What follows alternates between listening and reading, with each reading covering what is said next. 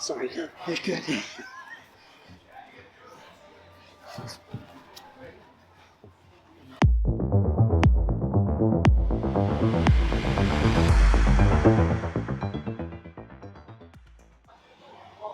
Right. Hey guys, we are out at the CSW World Conference in Orange County, California, and I had the pleasure to run into Professor Greg Nelson, who does a lot of work with hand fighting and pummeling using the firearm. So I had some questions while I had him here in regards to protecting it and getting to the opponent's firearm. Coach. Okay. Well, big thing is obviously if I'm carrying pendants, a little bit trickier than side, because if it's here, I can just drop on the one side. Here, I can't drop on my belly to protect it because I'm done, so this seems a little bit more exposed, but it's okay. You gotta deal with it. Now, a lot of times if I'm here and I had a firearm on, if I'm doing like an underhook and I allow my head position to be here, you can freely move how you want, right? You got a better head position than I do. So a lot of times, I always fighting to get this head position here so that I can be more blocking you out. It's harder for you to reach around as well, because I'm right here, you can do a lot more movement, a lot more, just much easier for you to be able to get to me. So head position is a big thing. The other thing I'm always thinking about is just like Greco. I'm not going to be underhooking like this too much, right? The reason is because if you drop your shoulder down, I end up going like this and I lose my position, and you can reach behind people with long arms. So whenever I'm inside, I'm thinking Greco right here. So I'm coming in, and my arm itself is starting to block what I'm carrying, all right? So I can be here, I can be blocking this, and notice where my elbow is. If I'm here, you could still reach through and potentially grab something. But if I'm here, my elbow is blocking out the path. So you can't get through the path, but I still have an underhook and I can grab your, like up here, grab some skin, grab the scapula. So I'm right back here, but my elbow's super tight. So even if you're trying to whizzer or do whatever, since there's a shield back there, you can't get around it. I do a little bit of this, you're under my arm. Now you got control. So just having that elbow here is really a huge thing about being able to attack. The other thing too is right from here, when I have my arm like this, as I'm moving, I can start to come inside. Look at my elbow hasn't moved, but I can start to come inside, potentially start to fight and get to yours, right? Yeah. And then you try to get to my back or something, and I go, see my elbow doesn't move any? Sir. And I can come here, come here, come here, come here. So I'm really focused on keeping this in this inside Elbow placement. Yeah, just right in that. This one can be a little bit more in front because it's guarding. Plus, this is the one I want to be able to use. You're monitoring your firearm as you play the game. As I play the game. It's great. Because anytime I'm here, I get too fixated on this. What's that? And what happens when someone finds something? That's all they want. Yep, I agree. That's all they want. So you have to be like, again, covering it up, not even letting it known that I have it. The other thing too, and I have my arm like this, it's a lot easier for me as we're here, we're moving around and you're moving around. And in this position, I can see, I can make this motion. Look at my elbow staying almost the whole time. I can come right back, so I don't have to disengage and try to lift, which now I'm giving up my position. Just stay in that tight position. Where I can be moving. I can come in. This can also, let's say you get past this hand. Look where my elbow is. So I'm right to here. You start to try to get behind me. I can re-engage and come back to here again. So this ability to guard over here, and again grabbing your belt, locking over the top of it. So it can be here.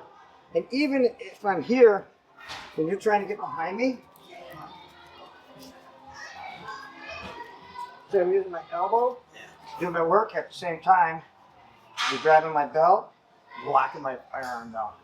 So this can be coming up, coming down, and blocking that up. It's the same if I'm here, and if you try to arm drag me. So I lift my elbow up to block you, it's the same thing here. So if I'm moving around, I can be blocking you out at the same time, totally being able to monitor what I'm doing. So it's really that elbow placement is huge. Nice. We've been finding a lot of giraffe wrestling. Yes. More with firearm arm lately, just because you're one-handed most of the time. Yeah. One-handed. Yeah, definitely. The other thing too is if I'm here and I got my position and I'm right in this point, if I'm in this position and you do get an underhook on me or an overhook and you start moving around, I can be here, this hand can come around, and I didn't really have to lose my elbow position. So here, boom, we got inside. So I make this little change off. Switch hands. Now I'm behind. Now it's a different game because I'm checking myself. We'll do this a lot too, even in here, like this. I got my position, I got head position. You're being really good at controlling my arm so I can't use it. So if I just come in and go like this, now you've lost total control of the arm. I can come around, get behind it, do whatever. So it's just super simple. They never think about this inside arm coming in. So sometimes I'm here moving, lock this one out, push this one around, right in there. Nice. So anytime you got an underhook, you got the underhook, and I get an overhook like this stuff. Now I got this wrapped up, right? Boom, yeah, just push that down. I have no control anymore. Just loss of control. So it's super simple. You do it in the wrestling a lot too, like this, and the guy's think he's safe, you're moving, and the whizzer's tight with this arm, like you're whizzering tight coming up underneath. High hook. The high hook, or just a deep whizzer off. You're really trying to, or I got the, you're trying to whizzer super tight. Moving around. Nice. And it just clears the path. Or if I'm here moving. That's fantastic. Coming around. So it's a really easy way to deal with this problem. That's it. You're just coming back over. Yep.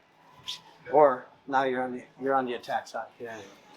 So that type of stuff is really important because there's so much of this play where I'm guarding, that all of a sudden, whatever the situation is, and you start to whizzer tight, you're like, okay, that's there. Now I got to be able to deal with this. Try to release, get it out of there. Fantastic. So that's a good little position. The other thing that we work a lot from is if I'm in a position like this, I'm moving, this elbow position, I'm right here, even if you got a whizzer now, and I'm here, I'm controlling this arm. You got head position, right? I can't get my head position back. So my elbow's in, I'm blocking this out. Just like immovable elbow theory. My elbow never moved out of position, and I'm coming across. So I'm here, move like this, moving. See how I'm blocking you out from getting around? Right. And I got this arm trapped. And if I want, I can push this over to start to come inside. Or I can just get the heck out of guys. Right? Depends on my deal. So just having that ability, you can just now think about this elbow. I'm trapping you. That's it. Now, I'm trying to get behind this elbow blocking me. Now you just drag or do whatever you want. Yeah, now you got knee position. So the elbows are just constantly blocking because they need to stay by this. As soon as I start doing things like this, I start losing my ability to control my firearm. So just that elbow control, super important. The other thing too is if I'm here and we got this, and you're starting to get inside, maybe you do get a handle on me. You're right here and you're grabbing. Right then, at this point, you're here. I'm pulling that up, pushing this down. So I'm trying to lock your arm out. Now I can come across, come into position. So anytime a person comes in, maybe you got a hold of something to grab it. Got a hold of that, right? Yes. Just steer that down. Yes. With a standard, like an arm drag hook, and just wedge it up. Now you're already behind me. So it's a really quick way to get that arm off without fighting my arms, which now he's under both elbows. I've lost my position. So think about every move that you do, having to keep your elbows attached to your body. Right. So that's a huge, huge thing. Even we'll do a pummeling drill like this. Yeah. Changes the whole pummel. Yep. And see how my arm, when I'm coming in, right away it's blocking out that first, comes across. So as you're pummeling, and you're pummeling to the inside, see how my elbow blocks that out first? Yeah, like a little forearm, right? Yeah. And then I come in, block that arm out first, block the arm out first, block the arm out first, block the arm out first. So you're always just wiping on the inside, keeping that thing so protected. And that's the thing that I definitely find with grappling on the ground with a firearm. It's a new art. Agreed. Entirely a different art. I've come to that conclusion a lot lately. I had to go back and change the fundamentals. How I bridge, how I shrimp, all of it had to change. Think about it, you're so used to, let's say, oh, I love my right underhook from the bottom. Well, you just lost everything now. Right. So it's like, great, you got that move. You can't, now you, and training scars because it's habits, right? Agreed, yeah. So everyone goes, oh, I got a firearm. I already do jiu-jitsu. And I go, doesn't matter. Because you're going to try to do jiu-jitsu and I'm going to grab your gun. Right.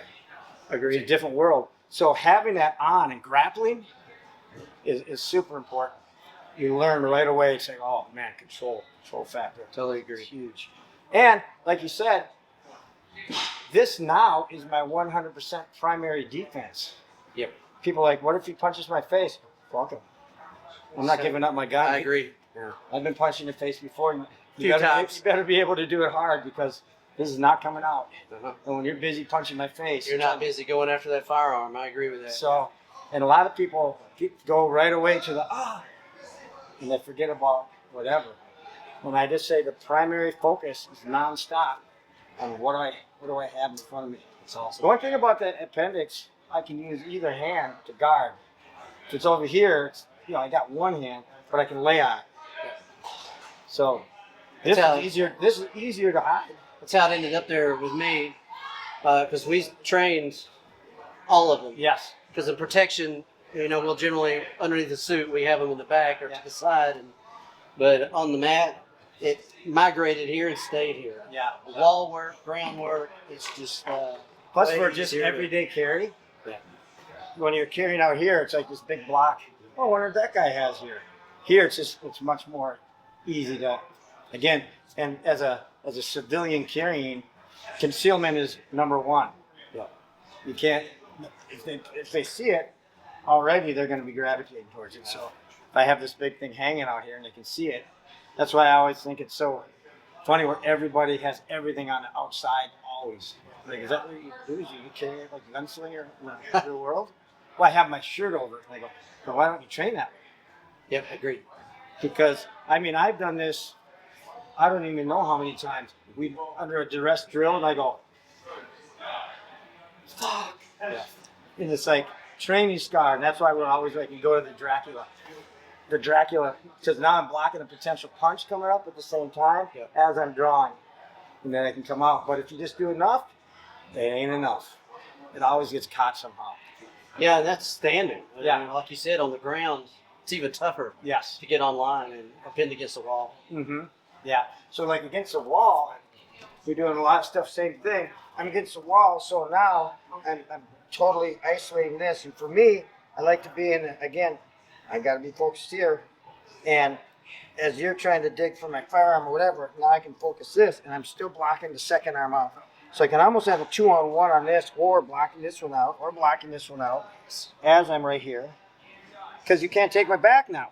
Yeah, there's no way. So I don't care if I don't have this block here, because what are you going to do? Take my back? And as soon as you go to take my back, You're out. I'm out. Yeah. And we call this unlocking the door sometimes, because if people get like this, and I go like this, and I turn like this, and go, I'm going to take your back. And I'm out. Yeah. Because people instinctively will go, oh, there's the back. Ah, you just gave me my door out. So we have that type of stuff. The other thing, too, is if I'm getting pushed super hard into the wall. All right, so I'm right here and blocking this out. I can't use my hands to push you. Now my butt, I just drive my butt into the wall. So you can push super hard into me.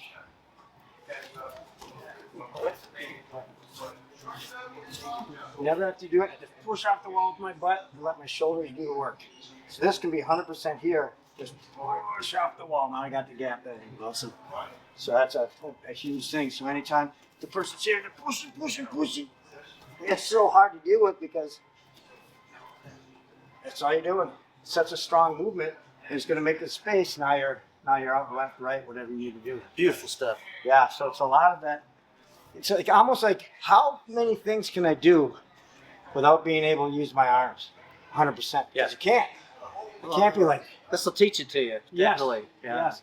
One thing that I found for me personally is when I started grappling with the firearm, my defense across the board got way better. Yeah. Because now your mindset is focused on defending one thing. And sometimes you're on the ground, oh, we got to defend this, I got to move over here, shift my body over here. So you start thinking about 8 different things that you're defending. It's like, nope, shoom, oh.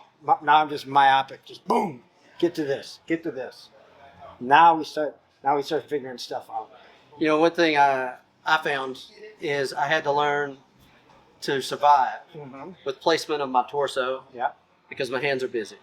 So I got way better at positional survival. Yes. Positional grappling on the ground, on the wall. So that's pretty awesome that you're finding the same thing. Yes. Yeah, it's fun because I'm trying to get to yours, you're trying to get to mine. It's funny too because at the other time, it's like if you're trying to go to my firearm, you've just now escalated this to legally force. That's right. So now I can Brandon, take that out and potentially changes what you're capable of doing yes, legally. Yes. So going after my gun, you've changed the thing. So when I'm grappling guys, I'll disguise it with everything else, and then all of a sudden there's the opportunity. Boom. And so it's like there it is. Sometimes I never even go after it during the whole roll because I'll assume that I didn't feel it. If I didn't feel it, I'm just grappling. I'm just trying to control. And now that also changes as soon as if they feel like they're getting in any kind of a bad position. Sometimes instinctively they go, and I go,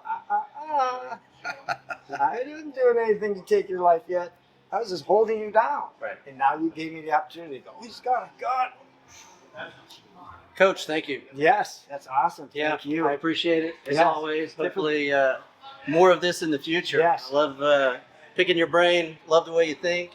And pretty much exactly what we did up here, it just applies on the ground. Yeah. It applies on the ground. My thing is, how do I do the same thing in as many places as possible, so you don't have to think a lot.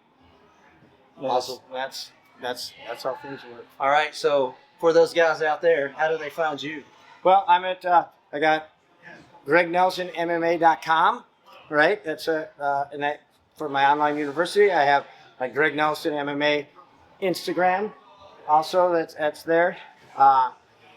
You can go to ACADEMYMN.com, ACADEMYMN.com. That's where we train out of. So fun time. Thank you. Yes.